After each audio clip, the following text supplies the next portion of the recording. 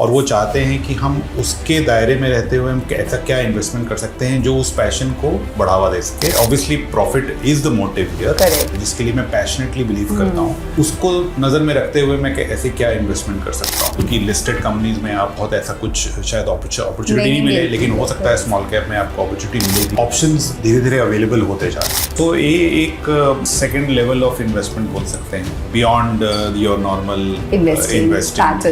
Companies जो होती हैं, कुछ कंपनीज काफ़ी इनोवेटिव होती हैं, उसमें हम ऐसी कंपनीज की ही तलाश में रहेंगे और ऐसी कंपनीज का ही पोर्टफोलियो बनाएंगे जो बाकी कंपनी से 2 कदम आगे।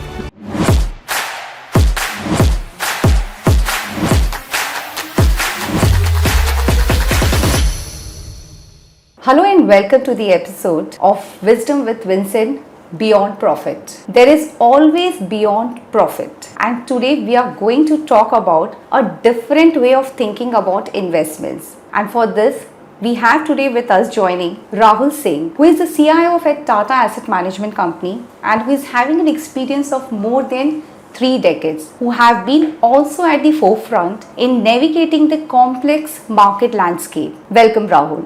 Thank you, Vinita. Yeah, we are going to dwell into different ideas how the investors have to think about the wealth creation and having an approach of keeping the focus on the foresight and the resilience. Today, Rahul, first we are going to start with the question. आज के दिन में हम बहुत बातें कर रहे हैं और सुनते हैं intentional investment के बारे में. That means कि investor doesn't only look at the profit, they also want some purpose in their portfolio. मतलब कि ये जो एक सिर्फ प्रॉफिट का फंडा है, ये आज के दिन में कहीं ना कहीं उसके ऊपर भी इन्वेस्टर्स को कुछ चाहिए, so like a purpose. And tell me, ये जो शिफ्ट हो रहा है एक ट्रेंड में, ये जो शिफ्ट आ रहा है वो किस तरह उनके modern way of thinking strategy में भी हेल्प करेगा? सही बात है। आई थिंक जैसे इन्वेस्टमेंट्स अगर आप देखेंगे secondary market and stocks and equities and bonds, इसमें आप एक बहुत पैसिव तरीके से आप इन्वेस्टमेंट करते हैं। You can not change the fortunes of the company, और आप किसी पर्पस या किसी थीम के साथ अटैच नहीं रहते जी।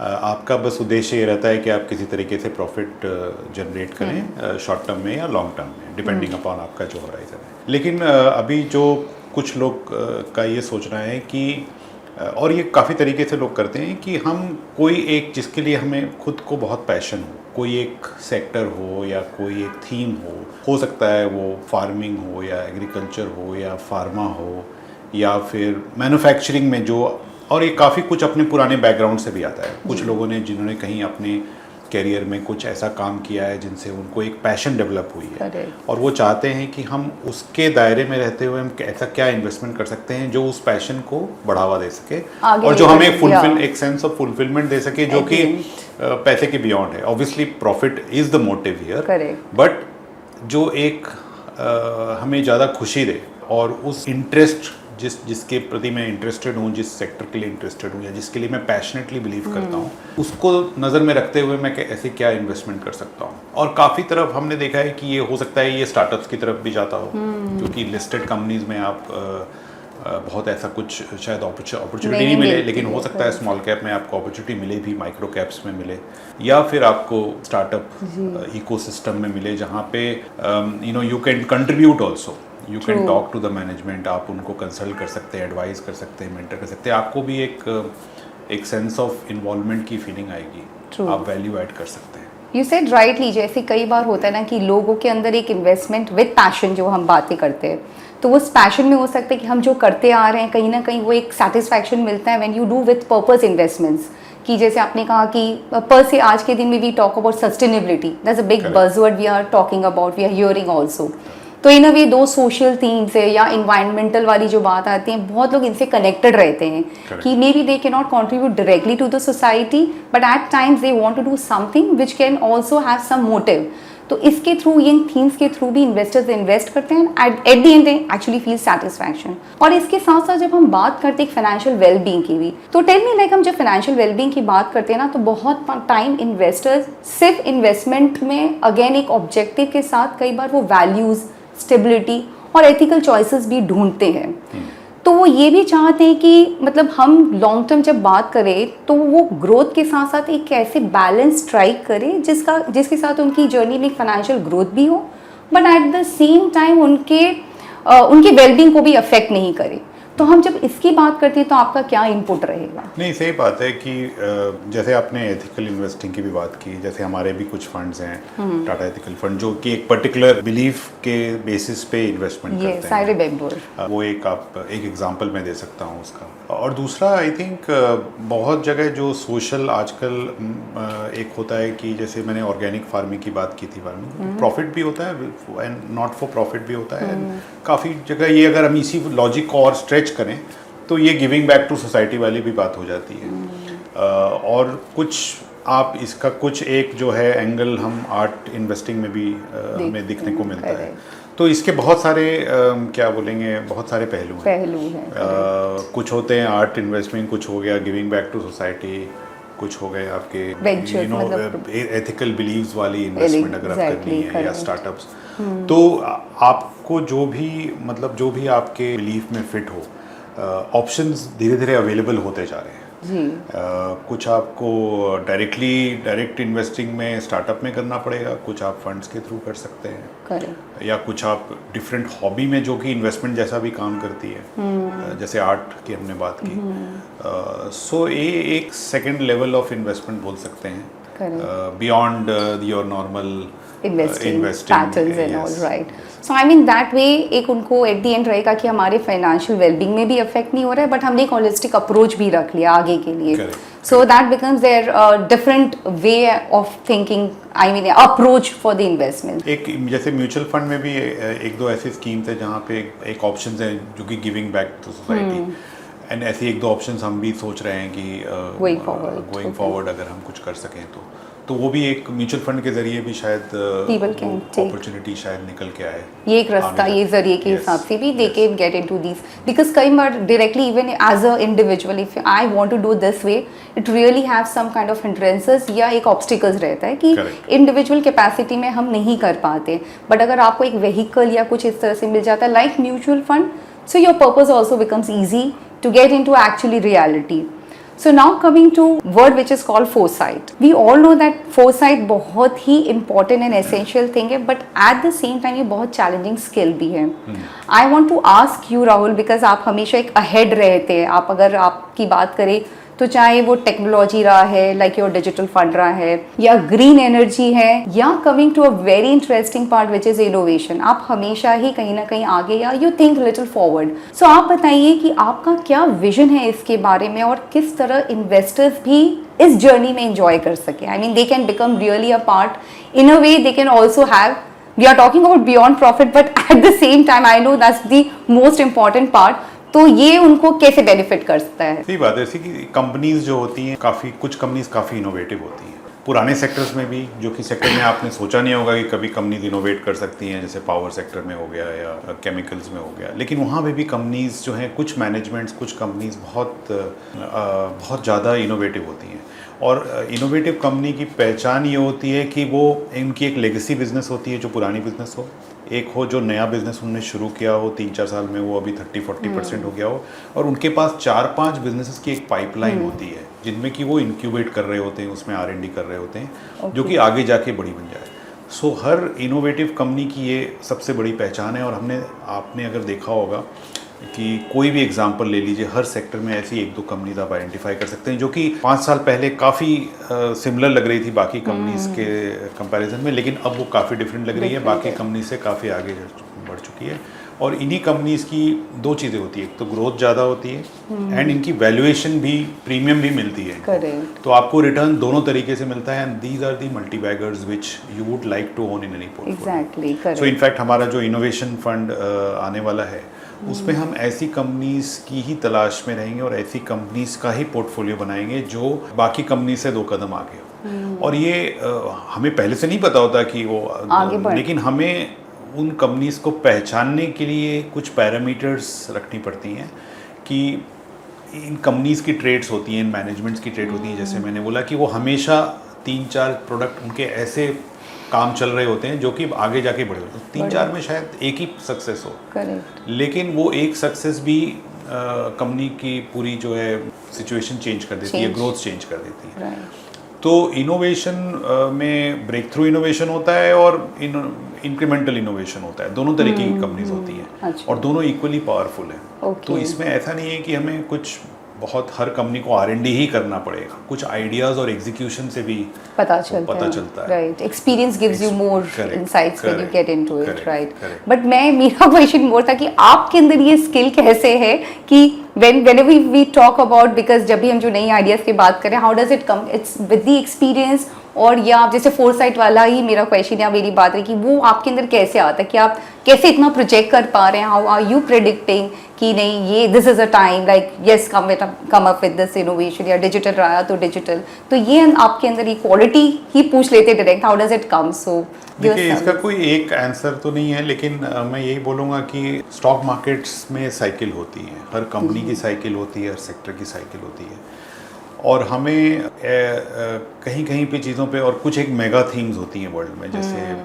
एनर्जी ट्रांजिशन हो गया, इलेक्ट्रिक व्हीकल्स हो गया, आर्टिफिशियल इंटेलिजेंस जो कि अभी मेगा थीम बन के आ रहा है। हमें इन दोनों को मैच कराना है कि कोई भी कंपनी अगर अपने आप को इस तरीके से चेंज करते हुए दिख रही है, या कोई भी सेक्टर अपने आप में लग रहा है कि इस मेगा थीम का एडवांटेज ले सकता है, ट्रांसफॉर्मेशन का एडवांटेज ले सकता है, आई थिंक वो एक टेक्निक होती है जो कि मैं नॉर्मली यूज़ करता हूँ। दूसरा जो मैंने आपको बोला कि हम ऐसे कंपनीज की तलाश में रहते हैं हमेशा जो कि आगे की सोच रही हैं, जो कि अपने एग्जिस्टिंग प्रोडक्ट्स से सेटिस्फाइड नहीं है, उनके पास हमेशा पाइपलाइन होती है 4-5 नए चीज़ों की जिन पे वो R&D कर रहे होते हैं। तो ये दो चीज़ों का अगर मैं कंबाइन करूँ, एक तो industry sector level mega themes की बात की मैंने, और एक कंपनी लेवल, ये दोनों का जो कॉम्बिनेशन होता है, मोर ऑफन देन नॉट उसमें हमें कुछ आइडियाज़ एंड कुछ लीडिंग आइडिया जो समय से पहले, जो वो लीड फैक्टर्स, हाँ, जो बाकी लोगों से पहले अगर हम इन आइडियाज़ को ले सकें, वहीं पे वैल्यू क्रिएट होता है, वैल्यू क्रिएशन होता है। सो वेरी राइटली सेड कि हर एक कंपनी की भी अपनी, जिस तरह से आपने मेंशन किया, और या इनोवेशन की भी कई तरह की difference, there are different type of innovations, तो that gives you maybe some lead factors कि हाँ ये सही टाइम है, that can help the investors in a way in their financial journey. So do you want to put some more deep sense into it कि किस तरह की transformative industry you're going to take, or what kind of disruption? I think it's more about disruption also, because when we talk about innovation, that also comes with disruption. तो किस तरह की industries है जो कि आप अपनी इस पोर्टफोलियो में फोकस करेंगे, या आगे आने वाले टाइम में वो भी इन्वेस्टर को उनके इन्वेस्टमेंट जर्नी में again that will same objective remains the same only, so that also gives them that sense कि हाँ हम आगे अगर इसको लेंगे तो that will help in our portfolio journey. So do you want to add something more about that, or? Yes, correct. So जो हमारा फोकस रहेगा वो कंपनीज पर रहेगा, सेक्टर्स पे नहीं रहेगा, क्योंकि हमने देखा है कि जो पुराने सेक्टर्स भी हैं जैसे पावर हो गया, देखिए कुछ सेक्टर में इनोवेशन पॉसिबल ही नहीं है, अगर मैं देखूँ तो real estate, construction, basic commodities जो हैं, इनमें इनोवेशन चाह करके भी कंपनी ज़्यादा इनोवेशन नहीं कर पाएगी। तो कुछ सेक्टर्स तो हम इनोवेशन के नज़रिए से हम देख भी नहीं सकते हैं, या उनको एक्सक्लूड ही करना पड़ेगा। But by and large 80-90% sectors में कुछ कंपनीज ऐसी हैं जो कि हमेशा 2 कदम आगे हैं, या जो इनोवेशन कर रही हैं, जो कि मैंने बोला 2 तरीके के इनोवेशन होते हैं, एक तो इंक्रीमेंटल और breakthrough. Breakthrough opportunities में ज़्यादा रिस्क होता है, तो हम पोर्टफोलियो में ध्यान रखना पड़ेगा कि बहुत ज़्यादा इस टाइप की कंपनीज नहीं हो जो कि 0-1 हो, जिसमें कि फेलियर का बाइनरी रिजल्ट्स हो। और इंक्रीमेंटल इनोवेशन में भी हमें देखना पड़ेगा कि हम बाकी लोगों से आगे हैं कि नहीं है। वो बैलेंस बहुत जरूरी है। You can't go overboard and one, and you cannot be really underrated. So ये बैलेंस। बट द इंडस्ट्री अगर देखें तो काफ़ी इंडस्ट्रीज में आज जो है ट्रांसफॉर्मेशन हो रहा है, जैसे पुरानी इंडस्ट्रीज में भी ऑटो में हो रहा है थ्रू ईवी, पावर में हो रहा है थ्रू ग्रीन एनर्जी, आईटी में हो रहा है थ्रू आर्टिफिशियल इंटेलिजेंस, फार्मा में हो रहा है through outsourcing, more outsourcing and new molecules. So there that will be a part of your, I mean because as you said कि हम इंडस्ट्री या स्पेसिफिक उसमें नहीं जाएंगे, थीम पर जाएंगे, राइट? थीम पर जाएंगे, और कौन सी कंपनी उस पर्टिकुलर सेक्टर में, कौन सी out of 10 companies in sector, which are those 2-3 companies which are ahead, and ये हमें पहले से एसेस करना है। जब सबको पता लग जाएगा तब तो सबको पता लग जाएगा। तो that is the concept, and these themes also, these 4-5 mega themes which I mentioned, ये भी चेंज होते रहेंगे। आज आर्टिफिशियल इंटेलिजेंस है, कल कुछ और है। जैसे EVs नहीं थे 5 साल पहले, So themes keep on changing, right? Themes also, Market, mega हाँ. themes keep on changing.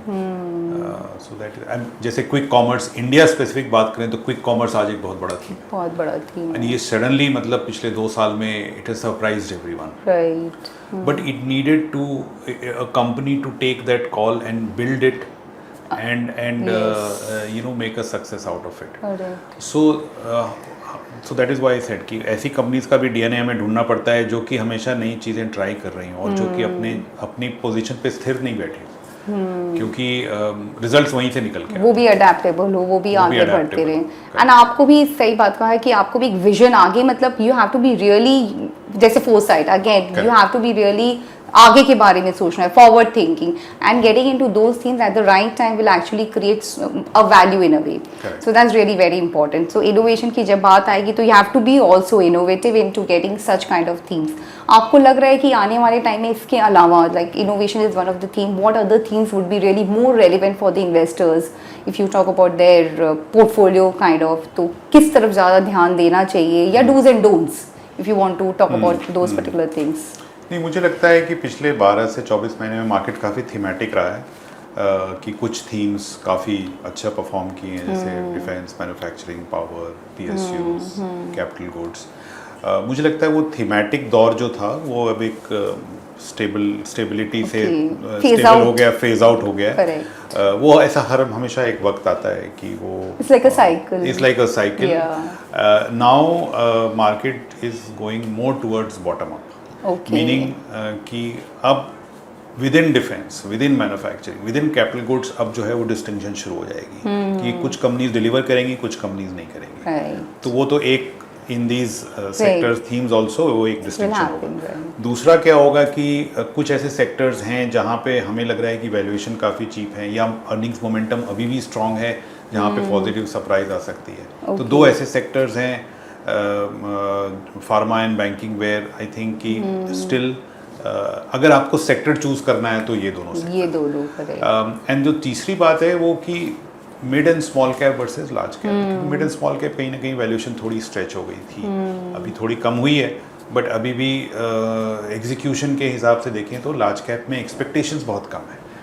And equities में you make maximum returns when the expectations are low and you outperform the expectations. You outbeat that. So that I also see to some extent true for today, this whole large cap versus mid and small cap. So I prefer more large caps as compared and to even theme और sector wise also you mentioned कि एक दो theme mention. Correct. I think you are very right. Like अगर आपको एक portfolio construct करना है तो ऐसे भी you cannot be 100% anywhere overboard.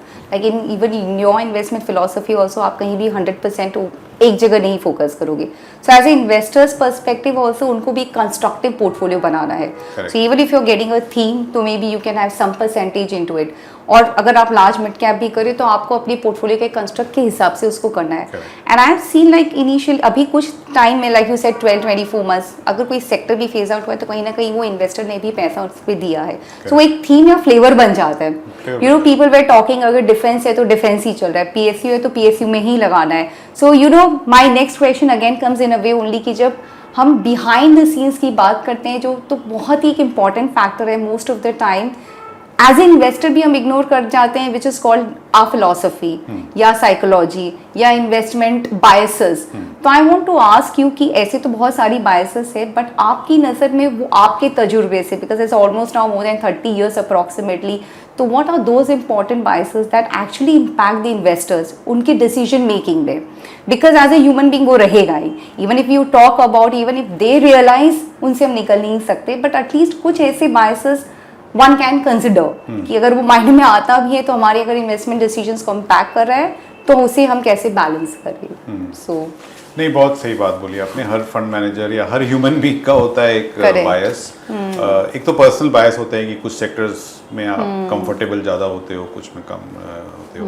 So you have to keep that aside and you have to see everything from the same lens, which is valuation आज के कंपैरिजन पिछले 10 साल के कंपैरिजन में कहाँ पे है, क्या इस कंपनी से एक्सपेक्टेशन बहुत लो है और क्या ये कंपनी सरप्राइज कर सकती है. तो हमें सब अगर सब इस लेंस से देखें तो फिर हम सेक्टर इररिलेवेंट हो जाता है, लेकिन वो जी। बोलना आसान है, वो When it हमें comes करना पड़ता है। practically, it Correct. doesn't happen. और दूसरी बात है कि कंफर्मेशन बायस बहुत एक डेंजरस चीज़ Dangerous है है। कि आप हमेशा ऐसी चीज़ों को ढूंढते हो जो आपके बिलीफ को कंफर्म करे या जो आपके व्यू ऑन दैट सेक्टर और कंपनी को कंफर्म करे। Correct. सबकॉन्शियसली आपका दिमाग जो है वो ऐसी इंफॉर्मेशन को इग्नोर कर देता है जो कि आपकी थीसिस के अगेंस्ट जा रहा हो। ये भी इम्पॉर्टेंट हो जाता है बहुत, एंड ये भी अवॉइड करना बहुत ज़रूरी है एक तरीके से, बिकॉज ये सब जगह होता है। आज मीडिया में भी हमें देखने को मिलता है, हमारे and social media feeds on that actually. So वो तो कंफर्मेशन बायस पे ही आपको वो बहुत इंस्ट्रूमेंटल है इन बातों में। तो it is counting on confirmation Very bias, true. But investment में you have to be very conscious of that, right. And therefore अगर हमारी टीम है तो उसमें एनालिस्ट हैं, कभी एनालिस्ट हमें डिफरेंट चीज़ें बताते हैं कि नहीं ये हम जैसे सोच रहे हैं गलत है, तो हमें वो सुनना पढ़ना बहुत ज़रूरी होता है, सुनना बहुत ज़रूरी होता है, and that becomes very important. See, because investment is also a game of risk reward and probabilities. True. 100% आप कभी भी राइट नहीं हो सकते, और 100% आपकी बिलीफ भी राइट नहीं हो सकती, आप भी श्योर नहीं हो सकते। 100% आपका एक्सपेक्टेशन भी राइट नहीं है, जैसे रिवॉर्ड भी आप जो चाहते हैं दैट कांट बी 100%। सो आपको गेम जो है प्रोबेबिलिटी और रिस्क रिवॉर्ड में खेलना है, right. और उस हिसाब से हर इंफॉर्मेशन की कुछ ना कुछ वैल्यू है, और हमेशा किसी भी कंपनी पे नेगेटिव इन्फॉर्मेशन पॉजिटिव इन्फॉर्मेशन दोनों रहता है, आप कौन सी ज़्यादा बिलीव करोगे वो बहुत इंपॉर्टेंट हो जाती है। Very true. So you mention rightly कि पर्सनल बायसेस है, कंफर्मेशन बायसेस है, इस तरह के कई बायसेस हैं, बट अगर आप एज ए इन्वेस्टर अगर आप एक क्लैरिटी रखो कि यस जितना हम अवॉइड कर सके, बिकॉज कंफर्मेशन में आप वही सुनना चाहते हैं जो हमने किया, लाइक यू मेंशन कि बिलीफ, तो अगर if we can come out, वो चाहे इन्वेस्टमेंट फिलोसफी में आप लोगों के एंड से या as a investor, I think it applies everywhere. So coming to your innovation fund, do you have any such biases कि नहीं हमें लार्ज कैप की तरफ ही जाना है तो मेरा ये बायसेस है कि हम इधर ही करेंगे? How would be your portfolio construct? So आप किस तरह से उससे कंस्ट्रक्ट करने का सोच रहे हैं? नहीं, नॉट रियली। सी, जैसा मैंने बोला कि इसमें एक बॉटम अप तरीके से जो पोर्टफोलियो बनेगी जी, तो कंपनीज पे हमारा ज़्यादा ध्यान है, Okay. सेक्टर से ज़्यादा और मार्केट कैप से ज़्यादा हमें कंपनीज एंड Focus. उन मैनेजमेंट्स को ढूंढना है जो कि मैंने बात की कि जो इस तरीके से एक ढंग से सोचती है, Right, जो पाइपलाइन रखती है। उसमें large cap, mid cap, small cap तीनों तरह की it will be flexible kind be of. Flexible, but हाँ लार्ज कैप की प्रपोर्शन आज मुझे लगता है, हमारी उम्मीद है कि 60% के आसपास तो रहेगी। Okay, correct. आसपास तो रहेगी आज का अगर मैं सिनेरियो या Scenario मार्केट का सिचुएशंस देखते हुए, right. So almost coming to the end, so my again question would be, अगर अब हम बात करते हैं कुछ as a industry as a whole, so जब हम बात करें mutual fund industry as a whole itself, तो ये जो प्रोडक्ट है या इन्वेस्टमेंट्स की बात है तो ये एक मास, ये आम जनता के लिए भी है, एंड हम अगर बात कर रहे हैं कि 5 to 6% of the population is investing into the mutual fund, तो हम चाहेंगे this percentage to be increased much more if we compare to our western countries, right. तो उसके लिए हमें अपनी रीच बढ़ानी होगी, हम एक आम जनता तक पहुंच पाए या ऐसा कुछ प्रोडक्ट भी क्रिएट कर पाए, एंड प्रोडक्ट इनफैक्ट है ही ये वेहिकल जहाँ की एक आम जनता भी इसमें पार्टिसिपेट कर सकती है। सो मैं ये I just wanted to know कि जैसे कि mutual fund industry as a whole आपको क्या लगता है कि करना चाहिए, या as a fund house level पर आप लोग क्या कुछ इनिशिएटिव्स ला रहे हो, वो चाहे कोई टूल्स हो, चाहे कोई प्लेटफॉर्म हो या कोई इनिशिएटिव हो। We all know mutual fund से ही ये तो एक कैंपेन है which has created so much kind of revolution in investing. जहाँ हम 10 साल पहले की बात करते हैं, आप तो हमसे पहले हैं इस इंडस्ट्री में, but still the time even I started in 2005 से लेके अभी तक भी there has been lot of changes and we have been witnessing that. अब आपको क्या लग रहा है कि आगे, like we have been talking about so much foresight and everything, तो आगे 5 साल के लिए ऐसा क्या करें जिससे कि आम जनता भी इसमें और ज़्यादा से ज़्यादा इन्वॉल्व हो सके? नहीं, सही बात है। आई थिंक करना तो बिल्कुल चाहिए, क्योंकि अभी भी हम ये तो अभी मतलब अभी भी काफ़ी बाकी है काम, और इंडस्ट्री लेवल पे तो काफ़ी काम हो ही रहा है।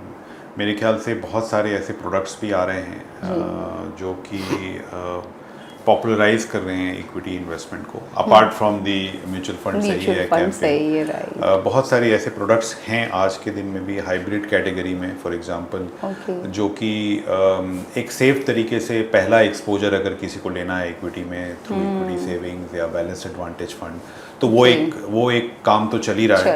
आई थिंक उस पे थोड़ा और आई थिंक मोमेंटम बनाने की जरूरत है, और वो कर रहे हैं हम लोग। तीसरा जो है वो एक थोड़ा सा इनोवेशन लाने का,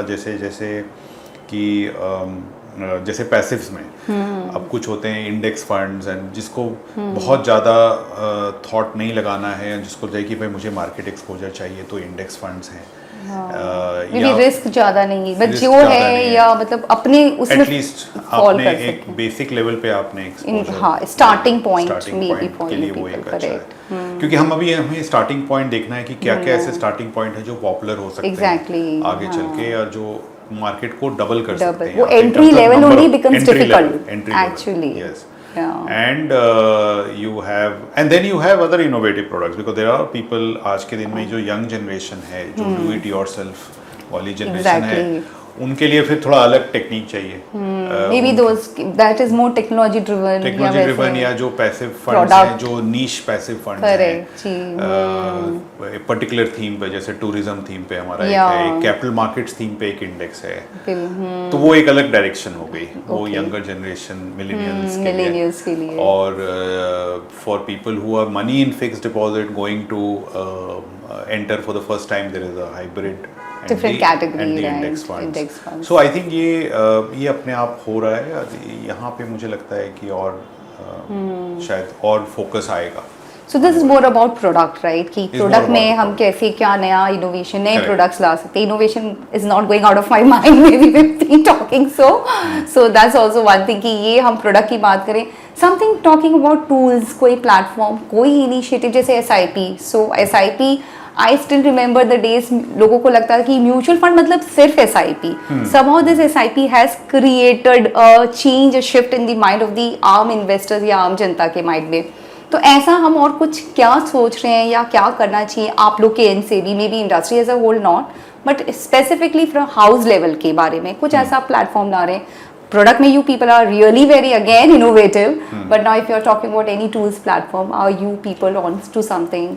for the SIP I think छोटी इनोवेशंस तो उसमें होते रहते हैं, या छोटे इम्प्रोवाइजेशंस बोलूँगा मैं, मॉडर्नाइजेशन में भी होते रहते हैं in terms of the flexible SIP या इस टाइप से। Would you mention this? Yeah, you can talk a little bit about this as well, कि how this is actually a really up second level of investing into even through SIPs.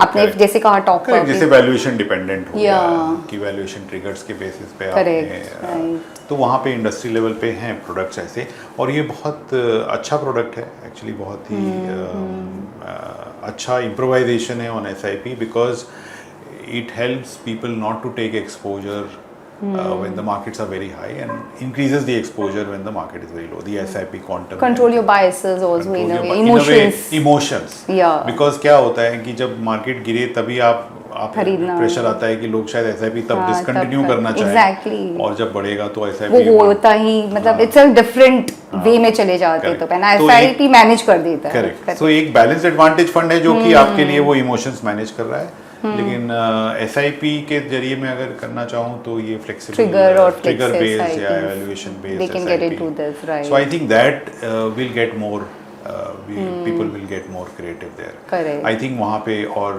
Products आएंगे, वो और popular होगा, क्योंकि क्या होता है, जैसे पिछले 24 महीने में अगर थीमेटिक मार्केट रहा है, रिटर्न्स बहुत अच्छे आए हैं, तो थोड़ा ये सब चीज़ों से फोकस कम हो जाता है, लेकिन these are the things which will grow the industry over 5-10 years. Correct, वो रीसेंसी बायस भी हो गया, राइट, कि अगर आपने सिर्फ सेक्टर चल रहा है तो वही चेस किया, return mid cap small cap में चल रहा है तो राइट, बोलते हैं कि क्यों हम बैलेंस्ड एडवांटेज फंड में टाइम क्यों waste exactly, I come across so many time this question, जब वे comparative forget this, like we talk about asset allocation या जितनी बातें दे फॉरगेट, या but coming to the question which I ask कि आज के दिन में अगर हमें इंडस्ट्री को एक्सपैंड करना है maybe to a next level, तो product is one of the important thing, हम उसमें नई इनोवेशन, नई ideas and keeping in mind a different set of class of people, अगर हम बात करते हैं जेन जी या हम बात करते हैं मिलेनियल्स, उनके लिए एक अलग class of product you need.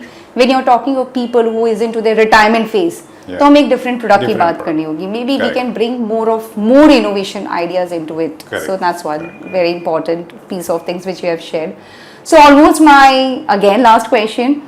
Crisis comes in everyone's life, right? But at the same time, you would agree to it that also open a door for the unique opportunities. Crisis के time में अगर कोई patience रखता है, कोई अपना calmness रखता है, तो सबके हाथ में एक हिडन जेम लगता है, राइट? सो मेरा दो तरीके का क्वेश्चन है, I mean like to class of people. As a investor, what kind of opportunities are there for us इस क्राइसिस के अंदर भी, एंड एज अ हाउस, या हम आपकी एंड की बात करें तो आप अपॉर्चुनिटीज या क्या एसेट क्लास देखते हो इस क्राइसिस में भी. So it's more about the crisis management कि क्राइसिस में भी हमें किस तरह से अपॉर्चुनिटीज मिल सकती है. सो क्राइसिस में अपॉर्चुनिटी तो बिल्कुल ही मिलती है, लेकिन हर चीज़ में जैसे होता है रिस्क रिवॉर्ड होता है. जैसे लास्ट जो बड़ी क्राइसिस आई थी मार्केट में वो कोविड के time we all faced it.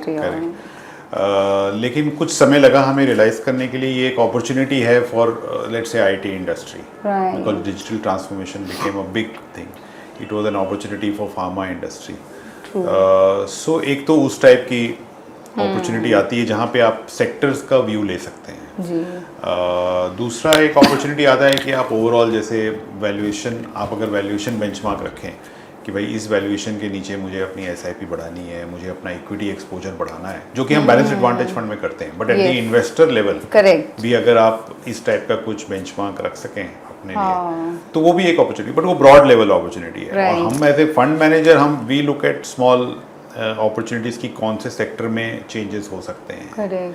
जैसे आज मैंने बोला, आज मुझे लग रहा है कि बिकॉज बाकी सेक्टर्स में थोड़ी बहुत प्रेशर आ रही है या वैल्यूएशन बहुत बढ़ गया था, तो कुछ और 2-3 सेक्टर्स हैं ऐसे जो जहाँ पे हमें अपॉर्चुनिटी दिख रही है. तो वो तो हमारा जॉब है as a fund manager to keep on. As a investor the opportunity is can only be captured through some of those having your own benchmark कि किस लेवल पे हमें इक्विटी एक्सपोजर बढ़ाना है. बट ये राइटली यू मेंशन कि crisis always like as we were discussing एक opportunity देता है, बट आपको आइडेंटिफाई करना है, अपने आप में भी पहले एक डिसाइडिंग फैक्टर रखना है कि यस अगर ये आता है लाइक कि if the market goes beyond this level या बियॉन्ड दिस, तो मे be if I want to add more of equity या मोर ऑफ SIPs, तो you need as investor level, individual level खुद को एक एनालाइज करना होगा उस क्राइसिस में. Rather than getting into panic mode, they can make more money. That's what my episode is all about, beyond profit. कि अगर आप अपने क्राइसिस को भी मैनेज करोगे सही से, तो there is something you can make more and more, right? So this is really very important. My last, this is actually final last question. Your last piece of advice to the investor, keeping in mind maybe current scenario, long term investing, या आप क्या बोलना उनको एक message देना चाहते हैं with all your experience of again 3 decades? Message वही है जो अभी हम लोग थोड़ी देर पहले बात कर रहे थे, एसेट एलोकेशन की, कि कहीं ना कहीं मुझे ऐसा लग रहा है कि लोग वो भूल चुके हैं, क्योंकि लोगों को 2 years में लगता है कि काफ़ी इक्विटी में 30-40% रिटर्न बनाना काफ़ी आसान है. एवरी ईयर उतना रिटर्न तो आना ही चाहिए. बट अगर इकोनॉमी ग्रो कर रही है 11-12% पे, अगर मैं जीडीपी ग्रोथ रेट की बात करूं, तो इक्विटी में आपको 12 से 15% रिटर्न आ जाना चाहिए over a long period of time. But उसमें कुछ होता है कि कुछ 2 साल बहुत अच्छे जाते हैं, तो कुछ 1-2 साल फिर आपको स्टेबल रिटर्न से. तो इस दौरान this is the time, specially इस टाइम के लिए मैं एडवाइस देना चाहूँगा, क्योंकि एडवाइस जेनरिक एडवाइस देके कोई फ़ायदा नहीं है. इस टाइम के लिए यही एडवाइस देना चाहूँगा कि आप अब हार्ड तरीके से पैसे बनाने के लिए तैयार हो जाइए, और asset allocation will become important. थोड़ा बहुत अगर आपको अपने एक take a step back, look at your portfolio, आप देखिए जो हमने बात की थोड़ी बहुत, उसके बेसिस पे कुछ एक्सपर्ट से बात कीजिए और देखिए कि आपकी पोर्टफोलियो कुन ऐसी चीज़ों पे बहुत ज़्यादा एक्सपोज तो नहीं है जहाँ ऑलरेडी 2 साल से काफ़ी एक्सपेक्टेशन बिल्डअप है. थोड़ा अगर रीअसेसमेंट करना है, देखिए हम हमेशा बोलते हैं equities for long term and all that, but every 3-4 years if you reassess your portfolio, it is not a bad thing. Exactly. Every point has to be there. It does not mean you're opportunistic. You have to take care of your finances yourself. Hard fact about hard earned money. Yeah. तो अभी वो time आ गया है कि थोड़ा सा एक take a step back, assess your asset allocation and देखिए कहाँ पे जो भी हमने जिस बेसिस हाँ पे बात ओवरवेट की, अंडरवेट कहाँ Correct, क्या है, हाँ। आई थिंक दिस इज कहीं रियली कहीं हाई कहीं टाइम. कहीं एक्सेसेस दिखती हैं मुझे जब मैं बात करता हूँ एनेक्डोटली, तो उसके बेसिस पे मैं ये advice Advise you. I mean, very rightly you mentioned. This is my very interesting part of the episode, and I've been keep doing this. So I can't even let you go without doing this. A quick rapid fire with some few questions, and the rule is you can't say pass. आपको answer देना ही है. So almost we are end. So let's get into it. What's one word that best describes your investment philosophy? Valuation discipline. Okay, very true. A sector you think is underrated right now? You mentioned many times, but of course, this is my part of the question. A sector which is underrated right now. Underrated will be banking. Okay. Biggest mistake investors make? To have FOMO. Okay, very right. An industry you think will be transformed in the next decade? You'll be there, I'll be there, of course, but what would be the answer? Artificial intelligence, I think, which can transform many industries, but I'm sure the IT industry and, IT. will get transformed. Okay. Resilience in one sentence. The ability to take 40% return and 20% loss in the same light. Okay. Resilience in the sense that you don't get overexcited or Okay. or over depressed. A common misconception about wealth creation. That is only about wealth creation and not preservation. Okay. Okay, correct. So it's beyond that Yeah. again. Most resilient asset class. I mean, more resilient means, can you I just mean, explain? the asset class which can be up till like you want to pass it? Well, India as an asset class. Okay, very nicely answered. So my actually a last question: how important is luck in investing? Oh, it plays a role, surely. As I said, it's a question of risk, reward, and probability. So you're never 100% sure when you're making an investment. Things have to go your way. Okay. And sometimes luck does not let you go that way, even if your logic was right. And sometimes you get extra lucky. Yeah. Sometimes you decided you bought a company for X business, and the company Yeah. did X plus Y business. In the sense, they opened up another business which became Correct. bigger. It happens all the time. It has happened multiple times in the past. So you get more lucky than you ever imagined. Right. Right. So ekdam. it plays a huge role. I believe in this. Yeah. That's luck, and I got extra luck hosting you. You're at Thank my you very much. episode, and thank you so much, Rahul, for actually giving us so much valuable insight. Looking forward to you maybe for the next opportunity given to host you again. And again, thank you so much for being here. Thank you for hosting me. Thank you. My pleasure. Thank you.